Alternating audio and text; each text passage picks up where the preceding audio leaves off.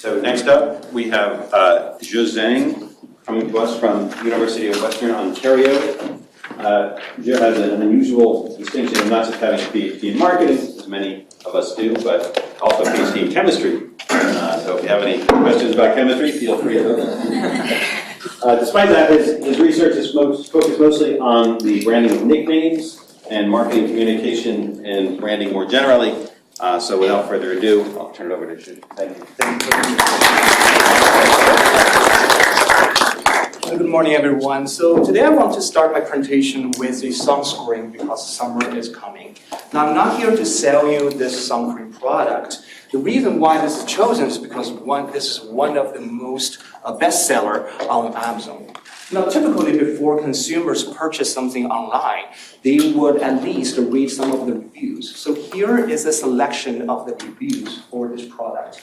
Any of you would like to read this review if you decide to purchase this product? Well, if you do, today is your lucky day because there are 47,000 of reviews for this single product.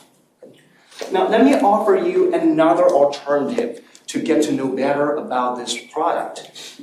Here is another summary of the review based on the 47,000 customer reviews generated by AI. There were 4 sentences here and 70 words in total. It's going to take you less than half a minute to finish understanding this product. So in this project, we're trying to understand how do AI generated review summaries, we call that AIGS, affect online reviews. My name is Zhe. I'm from the Ivy Business School, and this is a joint project with a PhD student and my colleagues. Now first, let me show you what do we mean by AIGS. AIGS is this high-level qualitative synthesis of consumer feedback and in aggregated data generated by AI. Now, AIGS is not the only aggregated data in online review platforms. You can see there are other types of aggregated data, such as the average review ratings and the distribution of the reviews. Now, what's unique about AIGS is that it is a qualitative aggregated data, whereas the other types of aggregated data is quantitative. Now, AIGS is quite popular in the marketplace. We scanned 10 popular review websites and we found 8 of them already started to offer AIGS to customers. This is not to say that other websites are not using some sort of summaries from AI to generate consumer insights. It just means that they're not available to consumers yet. Now, even though AIGS may take different forms on different platforms, they share some common features. So let's take a look at another example. This is from TripAdvisor. The very first feature is that websites usually would disclose this information is generated by AI. Now, this is not universally required legally. However, many websites would try to do this to be on the safe side. It is also a more ethical practice. Now, this is to say that typically consumers are aware that they're reading something that is generated by AI. The second feature is that AIGS is a quantitative information. Like I mentioned before, this is a key way to differentiate AIGS with other aggregated information. The third feature is that AIGS is usually placed before individual consumer reviews. So when you go to the website, it is usually difficult for you to ignore the existence of AIGS. Now, AIGS is relatively new in the marketplace. However, it's quite popular. Like we see that there were so many websites start to adopt that. Why? Because both consumers and marketers like this practice. Now, from the consumer's perspective, we did a pilot study or a survey and showed that 90% of the consumers have seen AIGS in their daily experience with online review websites. And also, 76% of the consumers appreciate the introduction of AIGS because this makes their reading of the reviews much easier. And 75% of the consumers consider this is a good practice for websites, that you should include AIGS to help to benefit, to make consumers' life easier. Now, from the marketer's perspective, they also like AIGS because it can provide profits. This is a recent paper. They used the Amazon data and showed that by introducing AIGS, it can increase consumer purchasing and the sales for the website in total. Now, another point I should add in here is from the insights from the presentation we did yesterday, that AIGS could also help marketers to get a better understanding of consumer insights. So it could benefit marketers in multiple ways. Now, this seems to be a win-win situation. Consumers like this product, like AIGS. It can also benefit marketers. But is that the whole story, or are we missing something here? So in this research, we argue that there's an important link that's been missing in here that is from the review writer's perspective. Because when you think about the online review system, the whole ecosystem cannot work without people continuing to contribute to this platform. So to this research, we're trying to understand how the introduction of AIGS can influence review writers' contribution to the reviews. Now, to answer that question, we need to first understand why do people contribute? Why do people write reviews? Now, there are three main reasons why people would like to write a review. The first one is altruistic motive. That is, people would like to help others. That we're trying to offer our opinions and our experience to other consumers so people can make better and more engaged, better decisions. The second reason is that we want to show our membership and belonging to the online review community. This is to other consumers, to the websites, to brands. By contributing something actively, we can show that we belong to this community. The third reason is that people would actually want to get attention from others. By showing some review and people read it, we can get customers' attention. Now, these might be different motives out there, but fundamentally, they're saying one thing, that is, a review writer is looking for being seen and being recognized and being heard. Now, this is to say that when someone publicly shares their opinion, they're looking for their contribution to be seen and valued and acknowledged. And this is what the social recognition theory suggested. That is, when we're making a contribution or when we're making an action, we desire other people around us to acknowledge that, to recognize what we have done. And this recognition and acknowledgement serve as the food to feed the future and continuous behavior in doing the same thing. Whereas if you do not get this recognition or acknowledgement, that is a disencouragement, and it will demotivate people from engaging in the same behavior in the future. So what does that mean for online review writers? What if there is a AIGS in the online review system?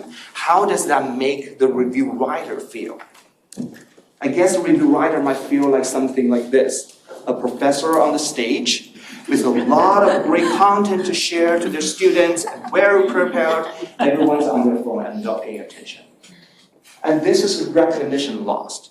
So this is what we're arguing in this paper is that when there's AIGS present there, that it will make people feel that their effort, their contribution will be less recognized. Why? For two reasons. The first reason is that there's a growing lay belief from consumers that AI can perform better than human, especially in complex data-driven tasks. Now, if you think about online review, this is a quite challenging task. You need to be comprehensive, you need to be objective, and all of that requires a lot of cognitive resources. So in these cases, people may believe that AI is going to provide more comprehensive and more reliable comments than individual reviewers. So there's a good reason for the review writers to believe that people would rely more on AI-generated content to get an evaluation of the product. The second reason is that consumers are always looking for shortcuts to make their decision-making easier and faster. Imagine a situation you go to a new restaurant. You look at the menu, there's a lot of items there, you don't know what you're going to order. So you're going to look for shortcuts. What are the shortcuts you can use in this case? You're going to ask the waiter, what do you recommend? What's your favorite? What's the chef's recommendation? Now, these would serve as the shortcuts for consumers to make a decision. Now, in the context of online reviews, the review writers may realize that even if they can contribute to this system, they're only going to contribute to one of the dish or on the menu. That's one entry in there. However, AI is going to make the final call to decide what to be included in the review for the readers to read. So in this case, again, the writers may feel that their contribution may not be recognized. So what we're trying to argue in this research is that when there's a presence of AIGS, it will lead review writers to believe that they will be less recognized by the review readers, and that will lead to reduced review writing. It could take two different forms. First is that it may reduce writers' willingness to write a review. Some people may simply drop the intention to write a review at all. They're not going to contribute anymore. The second thing is that even if some reviewers are trying to contribute, they will contribute less because they think their input will be overshadowed by the AI-generated content. So let's take a look at some empirical evidence that we collected. In the first study, we asked the participants to think about writing a review for a hotel they just stayed. And half of the participants see a review platform like this. It features only consumer-generated reviews. And the other half of the participants see a very similar design of the review platform. We changed the first review to an AIGS. Now, the content of the first review is very similar to each other, but we only made some small changes in words, so it looks like a review, AI-generated review. Now, we asked the participants, if you would like to leave a review, just click the button at the bottom that's indicating that you actually want to leave a review. So here's the result we saw, that with 28% of the participants in the control condition, they still would like to contribute a review. However, when you introduce AIGS in there, the percentage drops to 20%. It's quite significant. Now, in the next studies, we try to replicate this effect with both experiential good, to write a review for a restaurant, and with a physical good, write a review for a coffee machine. And we measured a couple different indicators in this research, in this study. Willingness to leave a review, how much effort they're going to put into writing that review, and whether they feel they will be recognized. And we see that for willingness to leave a review, for both the experiential good and the physical good, it dropped by 10%. And for the review effort, it dropped by 5 to 9%. And lastly, we can explain these drops by the reduced anticipated social recognition, dropped by 10% for both products. So, what can we do as marketers? As we said, that there's benefits of using AIGS out there. Consumers love it. It can bring profits to markets. So what we recommended is that if AIGS is going to demotivate consumers, you're going to give them something to motivate them again, so they're going to engage in this process.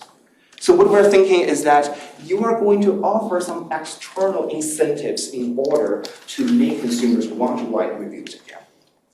Now, earlier we said that typically when consumers are writing reviews, they get the recognition and acknowledgement from other people find their review being helpful and useful. So that goal is to benefit others, and it's a communal motive. But that's not the only reason why people write online reviews. Sometimes people write online reviews because they can get incentives out there. They can get paid to write a review. Now, in these types of situations, people are trying to complete a task in order to exchange the reward that they deserve. So this is a transactional motives. And what we're arguing here is that when you're offering a transactive motive, people's goal is to get that exchange. So the presence of AIGS shouldn't matter much in this context. And let's take a look at some empirical evidence. So in this study, we told participants they went to a bakery shop, and at the checkout, the cashier said, "Could you consider leaving us a review?" And they were showing two different versions of the review page, like we saw before. One features the AIGS, the other one doesn't. And then the cashier told the participants that half of the participants were told that if you leave an online review for us as a thank you, we will give you a muffin for free as a gift. And the other half of the participants were not told about this information, so they were offered nothing. And look at the results here. If you offer them nothing, still, AIGS significantly reduced people's willingness to leave a review, their writing effort, as well as their anticipated social recognition. And all of these are statistically significant. However, if you give them a magic muffin, that's going to change the situation, that people do not change, and all of these indicators become statistically not significant. And I would like to highlight that the AIGS effect is quite robust, because we found that this effect is there even for high versus low rated products. It doesn't matter whether the consumer has a good or bad experience with the product. And it is also true independent from consumers' individual differences. That is, whether you used to like writing reviews or not. And lastly, this AIGS effect is not just about online reviews, because we also saw that if you change the context to a discussion forum, for example, if you go on Facebook, you will see Facebook starting to generate customer comments based on the individual inputs that people had for a post. And we found evidence there that AIGS can reduce contributions for that types as well. So what's the take-home message from our research? That is, AIGS is great. It can benefit both customers and marketers. However, it is not free. It comes with a quite big hidden cost. That is, you might get your review writers not be able to contribute anymore because people don't believe that they've been valued and recognized. Even though we find a possible solution to address this issue, that is to offer external incentives to consumers, this is not a sustainable or long-term solution. In addition to that, in a broader level, we're talking about how consumers and AIs are competing for credits nowadays. And this is not a question just limited to online reviews. You can broaden this context to many different contexts. So for example, we're already seeing that writers and musicians and other content creators, they're fighting back against the AI for using their work. And this is this kind of situations, people are typically fighting for copyrights. But they're very similar to the situation we're talking about online reviews, because essentially it's that humans started with creating those content, whereas AI took over, take advantage of that, make some modification of it, and then claim this is something AI generated. So in the era of AI, a more fundamental question to ask is, where do those credits come from, and who deserves those credits? And thank you very much.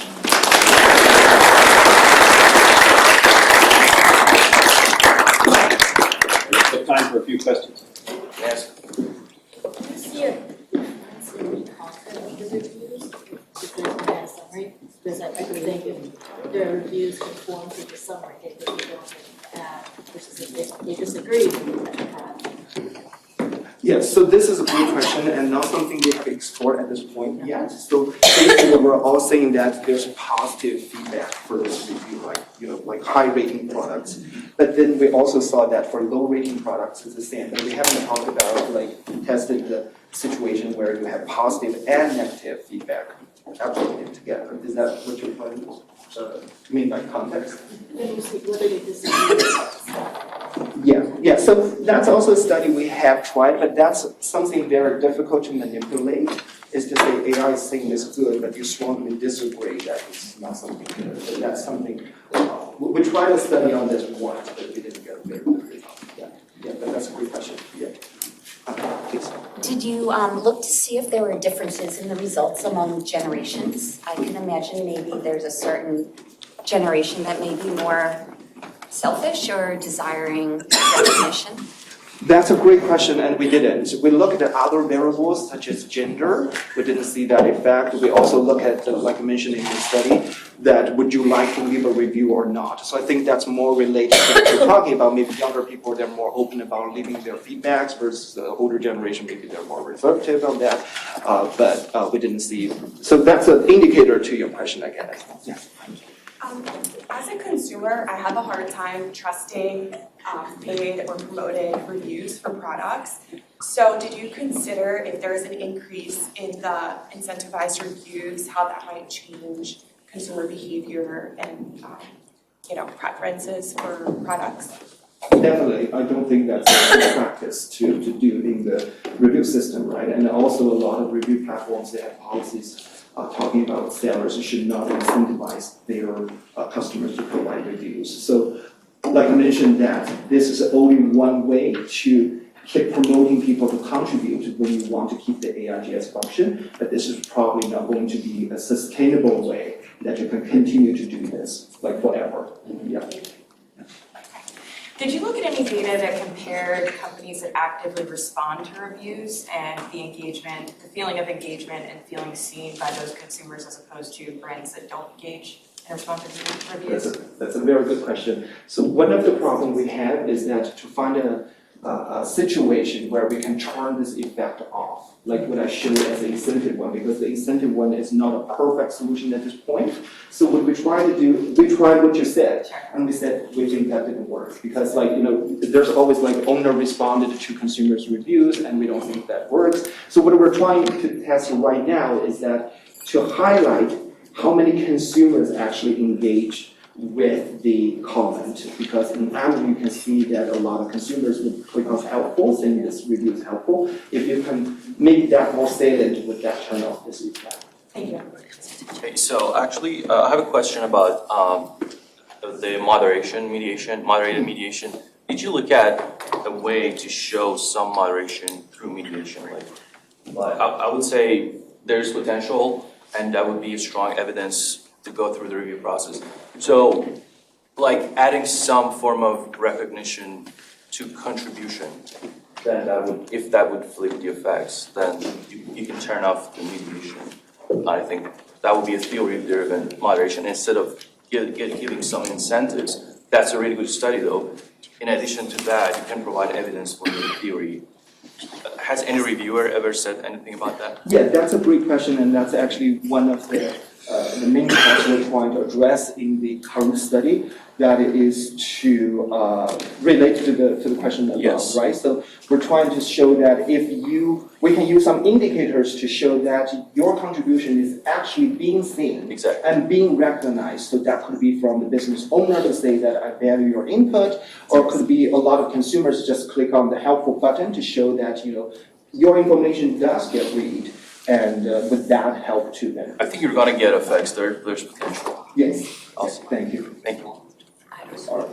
I just had a quick question about AIGS search results. It's a big thing now, and if it's something you've looked into or want to look into, because as marketers, I feel like we are also like reviewers in terms of content marketing. We put out a lot of different types of content to get our brand voice out there, but now it's being, combined with other brand voices and shrunk, and we're not really getting our message out. And we all want to get ourselves to show up in the AI search results, but I could see that becoming less incentivized. Its content can degrade over time because they're going to be like, what's the point of spending more time on this content if it's just going to get summarized and everyone just reads it there?